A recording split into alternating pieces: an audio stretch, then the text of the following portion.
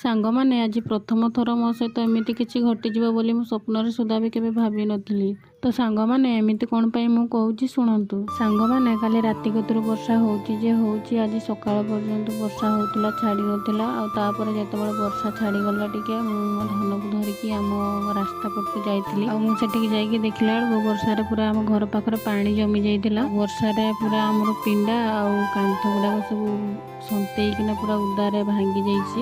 ଆଉ ଘରଟା ବି ଭାଙ୍ଗି ଯାଇଥିଲା। ଆଉ ଏଇପଟୁ ସବୁ ଆମ ଗାଁଟା ସେଇ ଉପର ପଟିକି ଅଛି, ଆମ ଘର ଗୁଡ଼ାକ ସେଇ ତଳ ପଟରେ ଅଛି ବୋଲି ସେଥିପାଇଁ ରାସ୍ତା ପାଣି ଆଉ ଡ୍ରେନ୍ ପାଣି ଯେତିକ ସବୁ ଆସିକି ଆମ ଘର ପାଖରେ ଜମା ହେଉଛି ଏଇଠି। ଆଉ ଏ ବର୍ଷା ପାଣି ଜମା ହେଉଛି ବୋଲି ସେଥିପାଇଁ ଆମର ଏ ମାଟି ଖପର ଘରଟା ଅଧା ଭାଙ୍ଗି ଗଲାଣି। ତାପରେ ମୋ ଧନ ସହିତ ଆମେ ସେଠୁ ପଳେଇ ଆସିକି ମୋ ଧନ ସହିତ ଆମେ ମିଶିକି ଭାତ ଖାଇ ଦେଇଥିଲୁ। ଆଉ ଭାତ ଖାଇସାରିବା ପରେ ଆଉ ତାପରେ ମୋ ପାଖକୁ ଗୋଟେ କଲ୍ ଆସିଥିଲା। ଆଉ ମୋତେ ସେ ଭାଇ ଜଣକ କହିଲେ, ମ୍ୟାଡ଼ାମ୍ ଆପଣଙ୍କର ଗୋଟେ ପାର୍ସଲ ଅଛି। ତାପରେ ମୁଁ ମୋ ଧନକୁ ଧରିକି ମୁଁ ସେ ବନ୍ଧ ପାଖକୁ ଗଲି।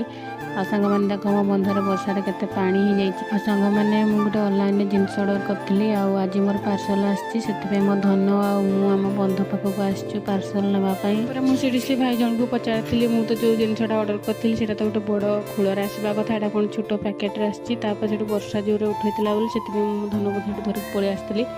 ଆମ ଧନକୁ ଏଠି ଶୋଇ ଦେଇକି ମୁଁ ସେ ପାର୍ସଲଟା ଖୋଲିଲା ବେଳକୁ ପାର୍ସଲ ଭିତରେ କିଛି ବି ନଥିଲା।